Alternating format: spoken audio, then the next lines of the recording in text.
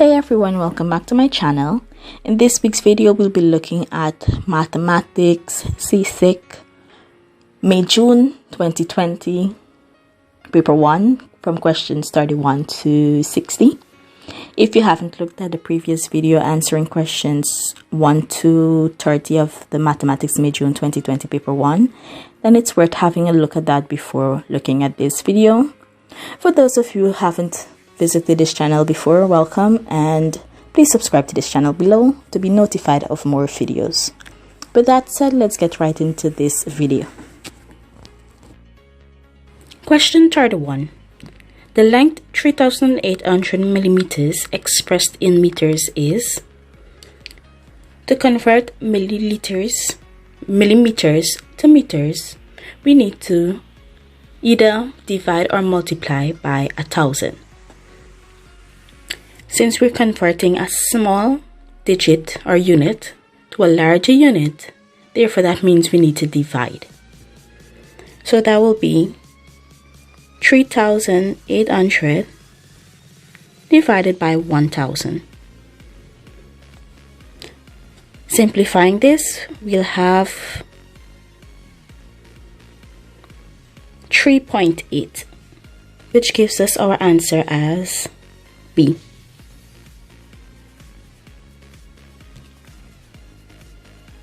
Question 32. The volume of a cube with edge 10 cm is. To calculate the volume of a cube,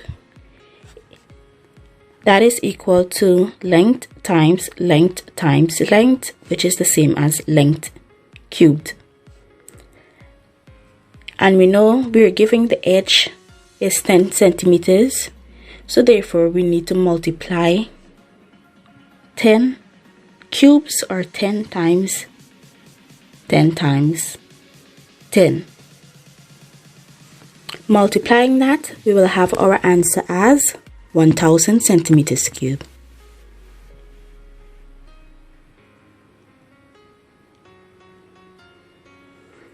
Which gives our answer as D.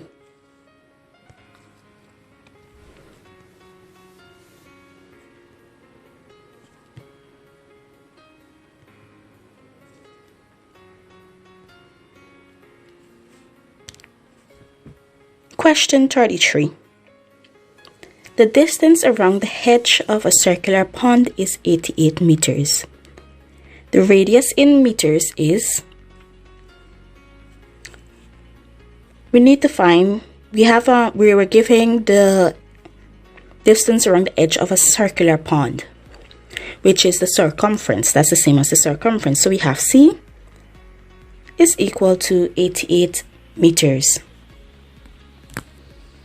And we know the formula for finding the circumference is equal C is equal to 2 pi r.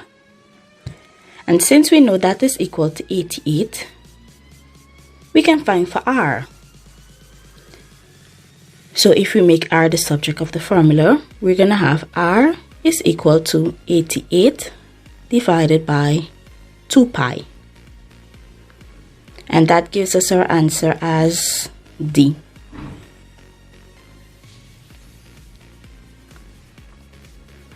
Item 34 refers to the following diagram, not drawn to scale, which shows a cylinder of radius 3 cm and height 8 cm.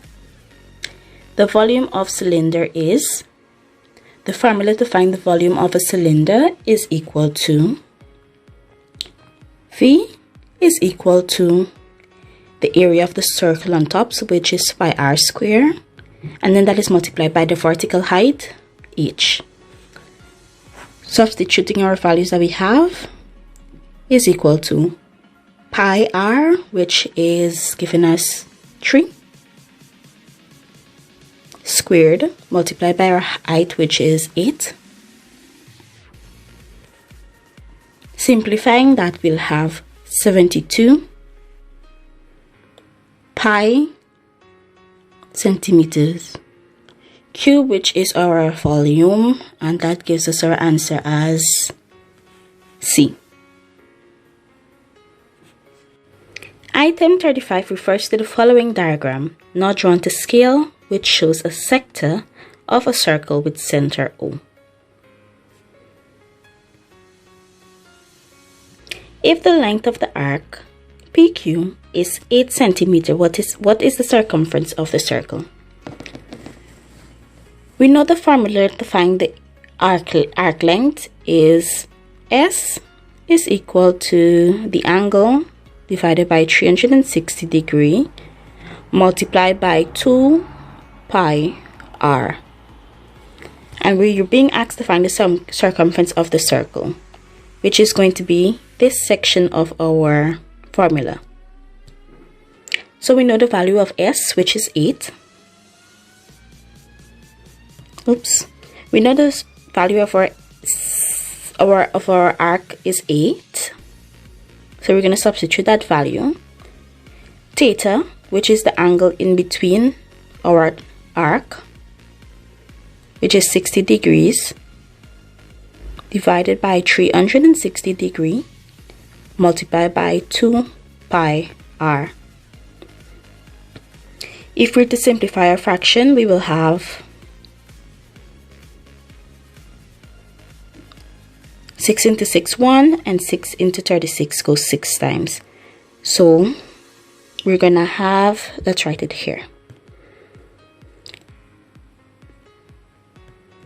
So we're gonna have 8 is equal to 1/6 multiplied by 2 pi r. Now what we need to do is make 2 pi r the subject of the formula. This is what we need to make the subject of the formula.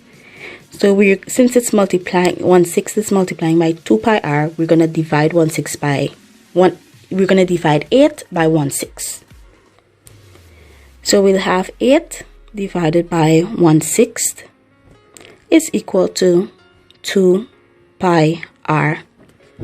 And to divide this properly, we'll have 8 multiplied by 6 over 1 is equal to 2 pi r, and multiplying this, we'll have 8 times 6, which is 48, is equal to 2 pi r, which is the circumference of the circle. So our answer will be 48 centimeters, which is C.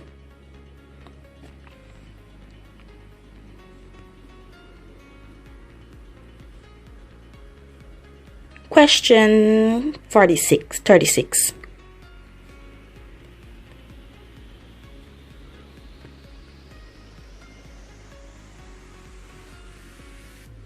It says, a man leaves home at 22:15 hours and reaches his destination at 4 o'clock hours, or 4 hours, on the following day in the same time zone. How many hours did the journey take? So to calculate this, we know he left at 10:15 in the evening. So that's 22:15. And then he reached at his destination at 04. So 4 o'clock in the morning. We need to subtract these hours in order to know how much time it took for him to reach his destination. So if we're to calculate from 10:15 to 11 o'clock, so 10:15 to 11 o'clock, 23 hours, that is going to be 45 minutes.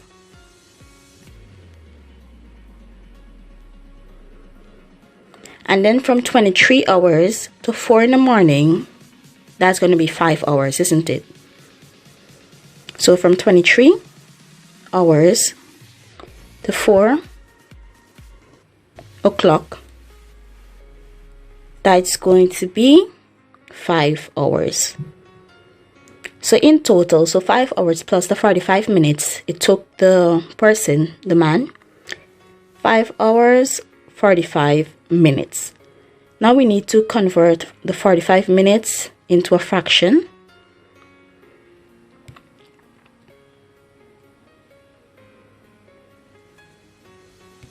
So 45 minutes over a complete hour, which is 60 minutes. we can simplify this.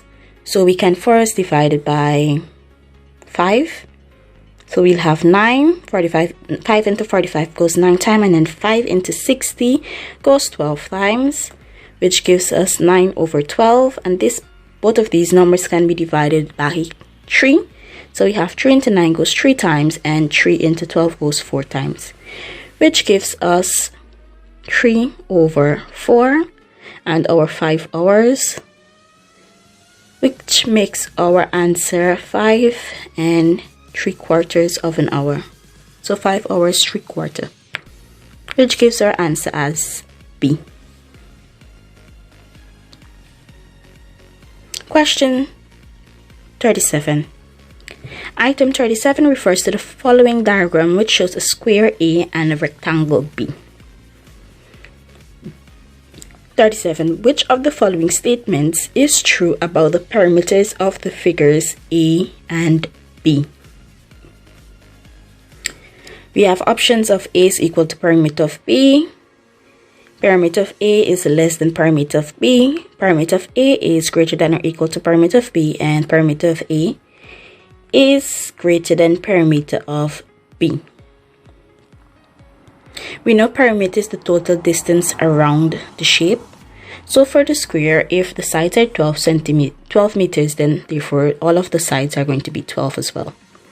For the rectangle, if the length or if the height is 9 meters, then therefore the other height is going to be 9 meters. And if the width is 16, then the other width is going to be 16 meters.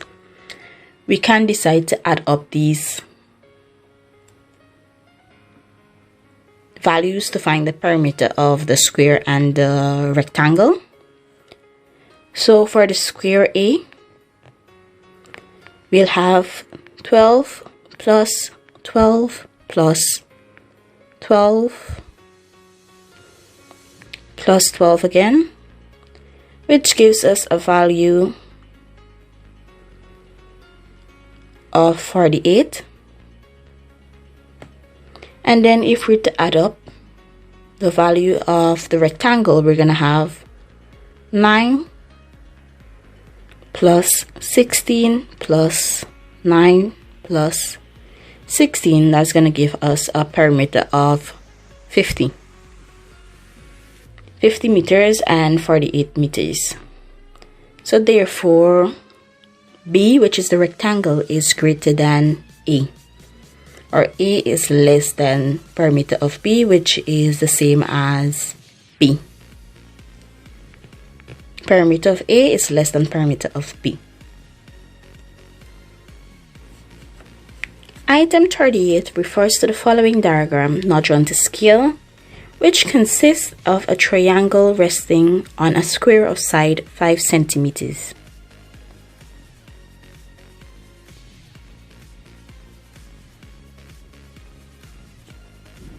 Question 38.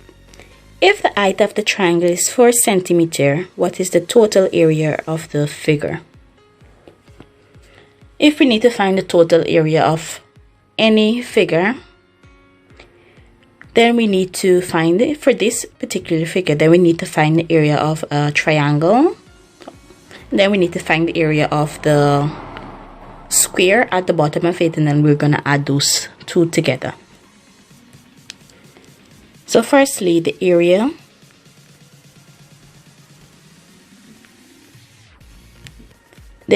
of, let's find the area of the triangle first. It's going to equal to half base times height. We know the base is going to be 5 centimeters because it is a square at the bottom, so all of the sides of the square are equal. So half times 5 times the height, which is 4 centimeters. So calculating that, we're gonna have, we can multiply our half by 4, which gives us 2, and then 2 times 5 gives us 10 centimeters square. Then we can calculate the area of the square, which is going to equal to 5 times, the area of a square, which is the same as length times length, and that is 5 times 5, which gives us a value of 25 centimeters square. Now adding the area of the triangle and the area of the square together, we're going to have 10 plus 25 centimeter squares is going to equal to 35 centimeter square, which is our value, and that gives us our answer as A.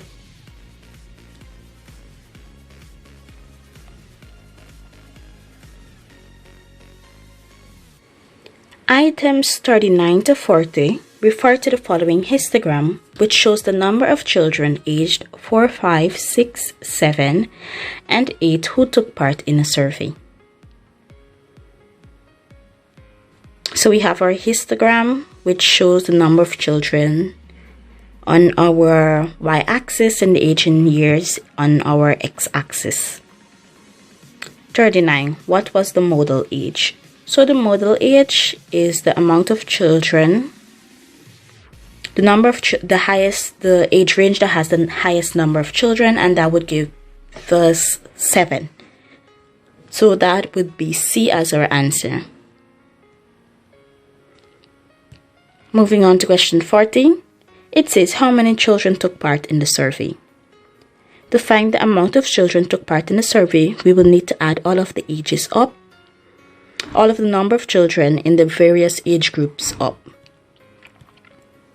So adding those together, we'll have 3 plus 4 plus 2 plus 5 plus 1. Adding those up together, so if we had 5 plus 3 would give us 8, plus 2 gives us 10, plus 4, 14, and then plus 1 gives us 15, which gives our age, the number of children in the survey, as 15, which is B.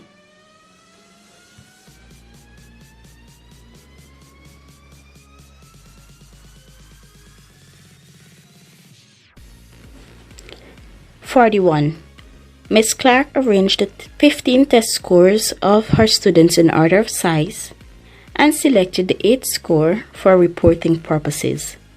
Which of the following statistical measures did Miss Clark obtain? So, if she arranged them in sizes, so I'm guessing from small to large or large to small, then it's very likely that she used median, because when you're using median, you have to choose the middle value. And since we have 15 test scores, then the middle value would be the 8th test score. So we're going to have 7 on the right, 7 on the left, which gives us 14. And then the 8th value is going to be the median value. So that means she used median, which is D.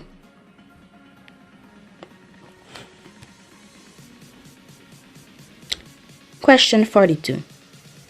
The pie chart below, drawn to scale, shows how a student used 12 hours in studying English, mathematics, French, and geography.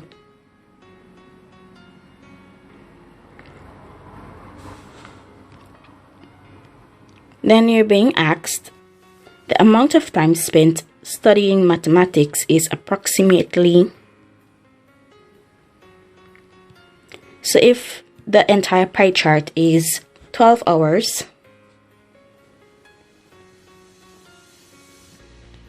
and we know the total degrees in a pie chart is 360 degrees as well, yeah? Good. The amount of time studying mathematics, and mathematics is M here. Looking at our pie chart, where M is situated, that looks like a 90-degree angle. or it looks like 1/3 of our circle. So if we're to use the 1/3 approach, a quarter, 1/4. So in a circle, it can be divided into 4 equal parts. So 90 degrees, 90 degrees, 90 degrees, and 90 degrees again. So let's just draw that circle to indicate. So it can be divided into 4 equal parts, and all are 90 degrees equally. So let's say mathematics is here, and that's 90 degrees, which is the same as a quarter of our circle. So we're going to have 1/4 multiplied by 12, which is the total hours spent in total. And then simplifying that, we'll have 12 times 1, which gives us 12. 4 times 1 gives us 4. And then simplifying that, we'll have 4 into 4 1, and 4 into 12 goes 3 times, which gives us 3 hours spent on mathematics, which gives us our answer as C, 3 hours.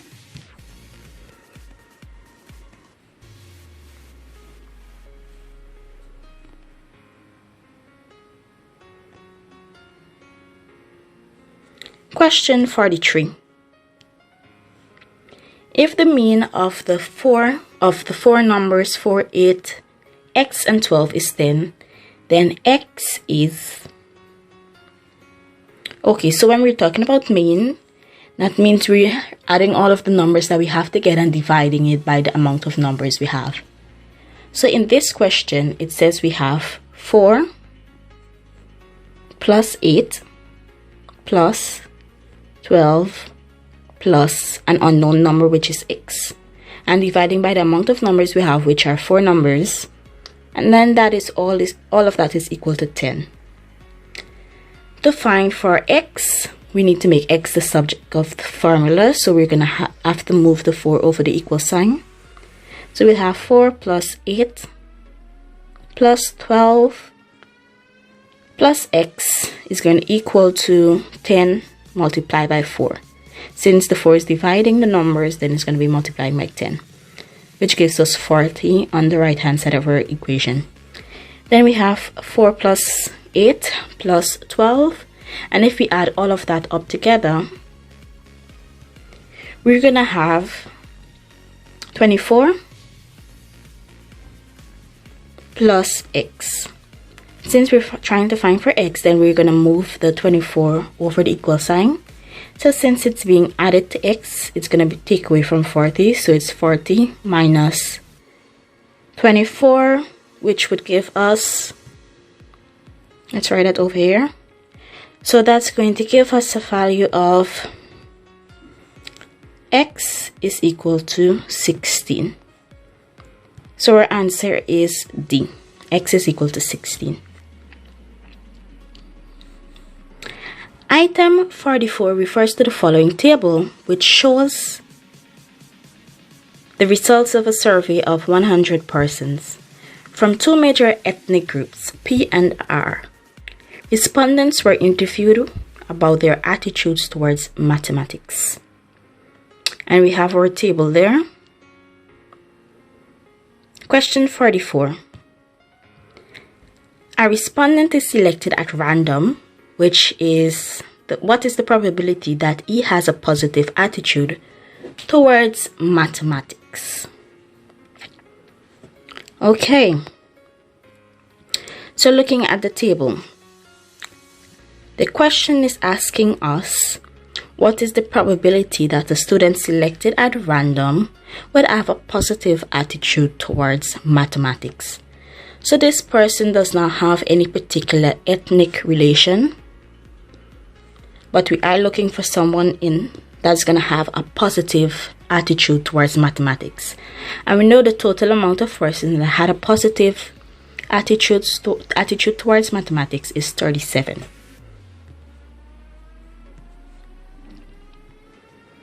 And we know the total amount of persons that took part in this survey were 100 students, I think, or respondents, which is 100.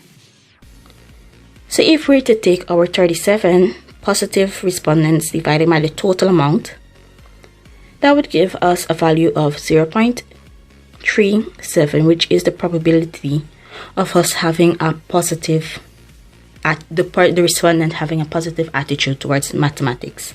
And that gives us our answer as B, 0.37. 45. Which of the following diagrams best illustrates a function? So the functions that we're speaking about is 1-to-1 or many-to-1. Looking at our first option, we have more than one arrows coming out from one of our sets. So that is not a function. Same goes for B and same goes for C. If it was an arrow coming out from each of the circles on our left going into more than one of the circles on the right, then yeah, that would have been viable, but it's not the case because, for example, B, although it's going in on the right hand side, it goes into more than one. On the left hand side, it comes out from more than one, which doesn't make it a viable option for the functions. So continuing down our options, we have D, which is 1-to-1. So each arrow from the left goes into one of the options on the right. So that is 1-to-1, which makes D our answer. Moving on to item 46, refers to the following diagram of a straight line. So we have our graph. And the question 46 says, the straight line AB cuts the y-axis at, looking at our diagram, we know the line cuts the y-axis here at -2 on the y-axis. So the coordinates for that would be 0x and -2y, which gives our answer as D. So 46 is D. Moving on to item 47, refers to the following graph of a straight line. So we can see our graph there. 47, the gradient of AB in the graph above is, so we're asked to find the gradient. We know the formula to find the gradient is the change in y over the change in x. So looking at our diagram, our y, which goes in this direction here, our y is 2 squares, and then our x is 1, 2, 3, 4 squares. So our x is 4 squares. Now to find the gradient, if we to substitute our findings, to find our gradient, it's the change in y, which is 2. 2 over change in x, which is 4. And then simplifying that, we'll have 2 into 2, 1, and then 2 into 4 gives us 2, which gives our gradient as half. And that makes our answer B, half. And looking at our gradient, looking at our graph, we can see that our line is going from A to B. And from A to B, it's increasing. It's not decreasing. So if it's increasing, therefore we're going to have a positive gradient. So hence our answer is a positive value. So if we had a negative half as our gradient, we would have known something is wrong because our gradient is increasing and it wasn't declining. 48. If fx is equal to 2x minus 1, then f of -3 is equal to. All we need to do in this question is substitute the value for -3 where we see x in our f of x equation. So that means we're going to have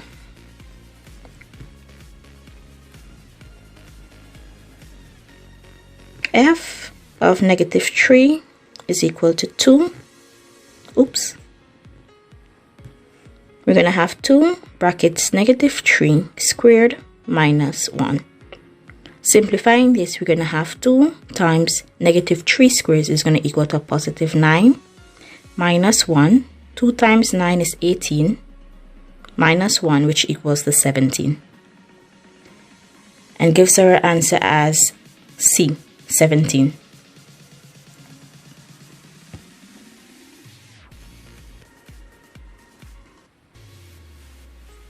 Item 49 to 50 refer to the following graph of a quadratic function. 49. The values of x at the points where the curve y is equal to 4x minus x squared intersects the line y is equal to 0 are. So where y is equal to 0 will be here and here. That gives us our values as x is equal to 0 and x is equal to 4, which is E. X is equal to 0 and x is equal to a positive 4. Question 50. The maximum point of y is equal to 4x minus x squared is... Once again, we can take this off from our graph. So the maximum point will be where our curve reaches its peak or a max point. And that is going to be right here. So the coordinates for this point would be the x value. Oops, sorry, that's not very straight. But our x value and our y value, which is 2 and 4.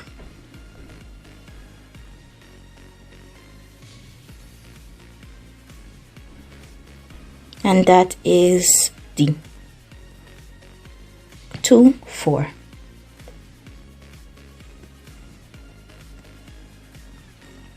Moving on to question 51.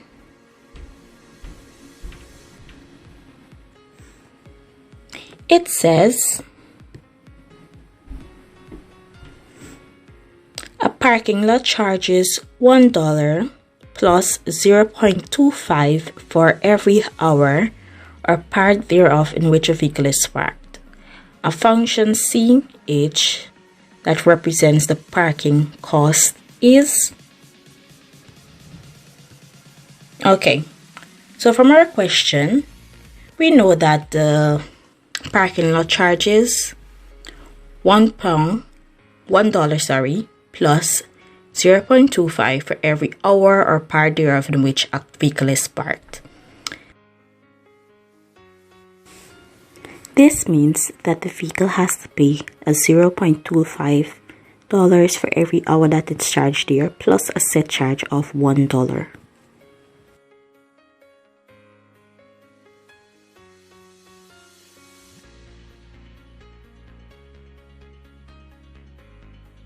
This is going to be our function for how much you have to pay to park in this parking lot, which means our answer is going to be, sorry, that's 0.25 hours, yeah? So 0.25 hours, which gives us our value as C.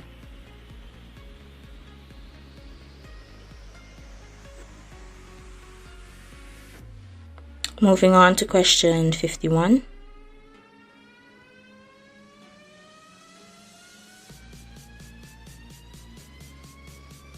52. Item 52 refers to the following arrow diagram which shows a function f. Which of the following best describes the function? For question 52,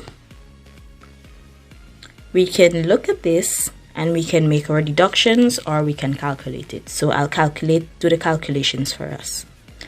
So our function shows x values and y values.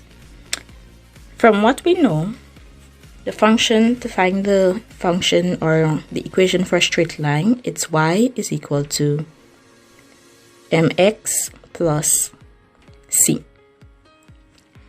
That is the equation that we're trying to derive. Looking at our functions, we have our x and we have our y values, and from that we can find our gradient. We can find our gradient from seeing the difference in the y, so see how much our y differentiates by. So our y from 5 to 8 will have a difference of 3. From 8 to 11 we'll have a difference of 3 as well, and 11 to 14, 3 as well. And we have to check for the x as well. Remember, to find the gradient is the difference in x. So the gradient m is equal to difference in y, the difference in y divided by the difference in x. So for our x values, once again, 2 to 5, that's 3. 5 to 8, 3, and 8 to 11 is 3 as well.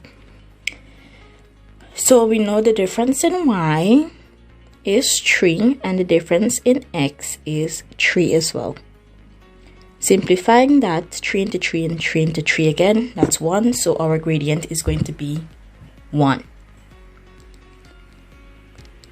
We know our equation of a straight line y is equal to mx plus c. We have our value for our gradient, which is y is equal to 1x plus c. We know our x values and we know our y values. So if we were to take one of those values and we substitute them into our equation, we can find for c. So if we have y is equal to 8, let's say 8.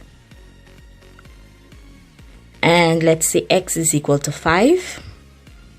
You have to use the same x as the y value, okay? So when y is 8, x is 5 plus c, then our c value is going to be 8 subtract 5, which gives us 3. So rewriting our equation with the values we've got, we're going to have y is equal to x plus our value of 3, our c value of 3. And that gives our answer as A.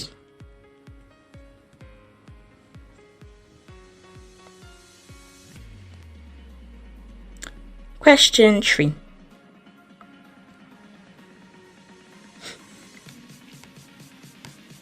And it says, if the sum of the interior angles of a polygon is 4 right angles, then the polygon is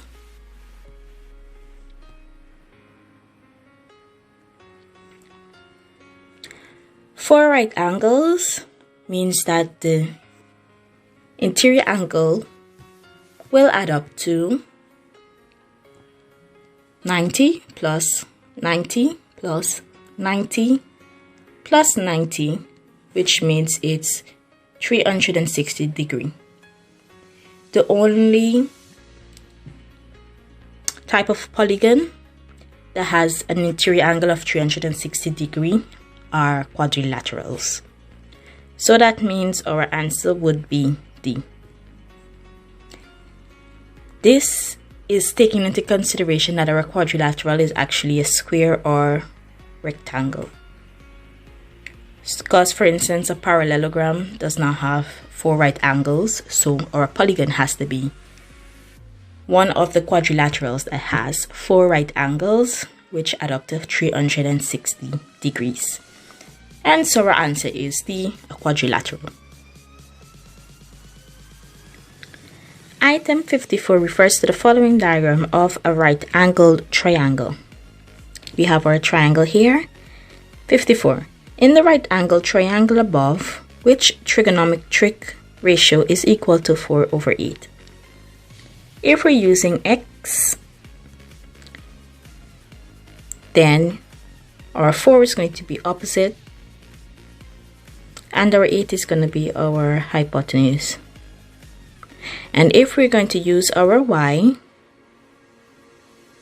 then our 4 is going to be our adjacent, and our 8 is also going to be our hypotenuse. 4 over 8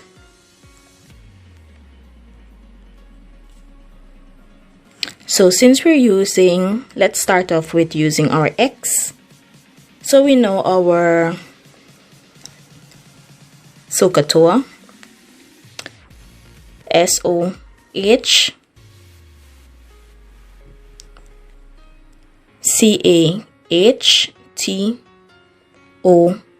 SOHCAHTOA. So if we're going to be using sine, then we're going to have sin x is going to equal to our opposite, which is 4 over 8, which is our hypotenuse. And if we're going to use our y, then we have opposite and we have hypotenuse. We have adjacent, and we have hypotenuse for our y. And that is going to be cos. So cos y is equal to 4 over 8. We don't have a cos y, we have a cos sin x, So therefore our answer is going to be sin x, which is A. Sin x is equal to 4 over 8. Item 55 refers to the following diagram of an isosceles triangle. In the triangle, the value of x is, as we know, the interior angle for all triangles is equal to 180 degrees. So since we have 2 known angles and 1 unknown, we can easily add up those angles and subtract them from 180 degrees, and we'll find our answer. So we have 180 degrees minus 30 plus 30, which would give us 180 minus 60. And then simplifying that, we will have our interior angle as 120 degrees, which is C. So 120 plus 30 would give us 150, plus 30 again would give us a total of 180 degrees.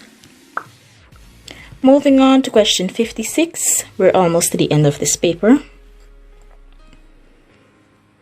It says, item 56 refers to the following diagram, which shows a transformation that maps angle OPQ, so that's here, OPQ, into angle OP dash Q dash. So that's here again, here, and here. So let's label our first triangle A and our second triangle B. Good. Question is asking 56, the type of transformation that has taken place is A. Looking at our triangles, we can see that the original triangle A, it stays the same. All it does is just pretty much stand up or moves to the left 90 degree. That's all it did. So it rotated 90 degrees. The question is it minus 90 degree or is it positive 90 degree? Looking at our question, we know it rotated to our left, and that is anti-clockwise. Our clock moved from 12 to 6. This moved from, let's say, 3 to 12, which is anti-clockwise. So that's a rotation of negative 90 degrees. And that gives our answer as B.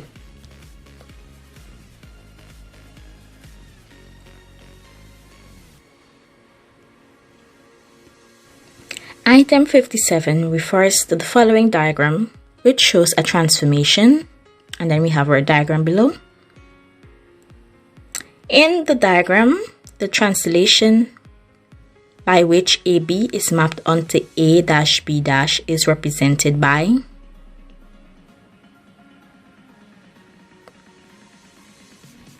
looking at our lines.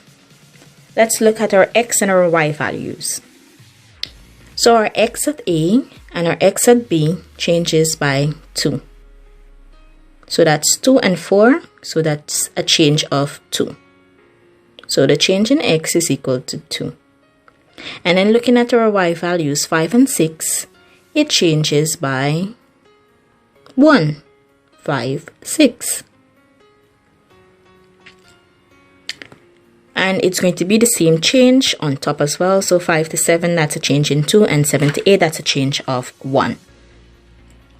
And the question is asking us, in the diagram, the translation by AB is mapped onto AB is represented by, so it's a change in x, which is 2, and then a change in y, which is 1, which gives our answer as B. 2, 1. Moving on to question 58.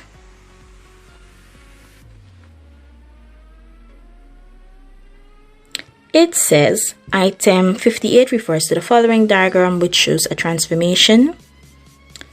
We can see our transformation there. And then question 58, OAA dash, OBB dash, and OCC dash are straight lines. Triangle ABC is mapped onto triangle A dash, B dash, C dash by an enlargement with center 0. What is the scale factor of the enlargement? Looking at our enlargement, let's look at our CB and our C dash B dash. So for our CB, we are in one box, or let's say 1 unit. For our C dash B dash, that's 2 units. A to C is 2 units, and A dash C dash is 4 units. Let's do a little basic maths here, or a little basic analysis. We can see that for the original, which is A, B, C, for every 1 unit in that diagram, it's double the unit in A dash, B dash, C dash. So CB or BC was 1 in the original, and B dash C dash is 2. Same goes for AC, 2, and A dash C dash is 4. So that means our original triangle doubled in size for us to have A dash, B dash, C dash. So that shows an enlargement factor of 2, which is D.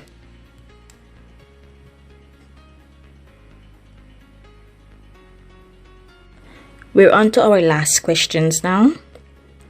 Item 59 refers to the following pair of similar triangles. And we can see our 2 triangles there. 59. The length of MO, so that's this length. Oops. The length of MO in centimeters is, since our triangles are similar, meaning they have the same angles, 59, and angle at A is 31, they have the same angles, meaning they are enlarged by the same amount. So if our original triangle MN is 3 centimeters and our AB is 6 centimeters, that tells that our smaller triangle compared to our bigger triangle enlarges by 2. So if our AC is 7, then therefore our MO is going to be half of 7, which is 3.5. And our answer would be C. Moving on to our last question, item 60 refers to the following diagram. And we have our diagram 60. The diagram above, not drawn to scale, shows the angle of depression of a point X from, say, is 30 degrees. If X is 10 meters from Y, the height of YZ in meters is, so we are trying to find the height of YZ, which is here. And it also says that the angle of depression of a point X from Z is 30 degrees. X from Z is 30 degrees. Okay, we know our Z angle theory or alternate angle, meaning that, let's draw it here. So that's that Z angle. That means if this angle here is 30, then therefore this angle is going to be 30 degrees as well. So we have an angle, we have a length here. All we're missing is the length for X, and we can calculate that. So using tan, we're gonna have tan, which is equal to opposite over adjacent. So we're gonna have tan x is equal to opposite, which is x over 10. We know our angle here, so therefore let's go down a little. Good. So we have tan, and we know that angle is 30 degrees, so tan 30 is equal to x over 10. We're trying to find for x, so we need to take over our 10 over the equal sign. So since it's dividing, it's going to be multiplying.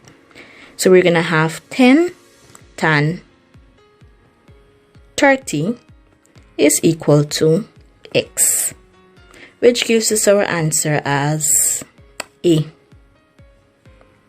10 tan 30. And that brings us to the end of working the May-June 2020 Mathematics Paper 1. I hope this has been helpful. If you have any questions, please do leave them in the comment section below, and I will try to get back to you as soon as possible. And all the best to those of you that will be sitting the CXC exams in January, or whenever it is that you'll be sitting your exams. Please don't forget to subscribe to this channel for more videos and share it with your friends. Thank you so much for watching, and see you next time.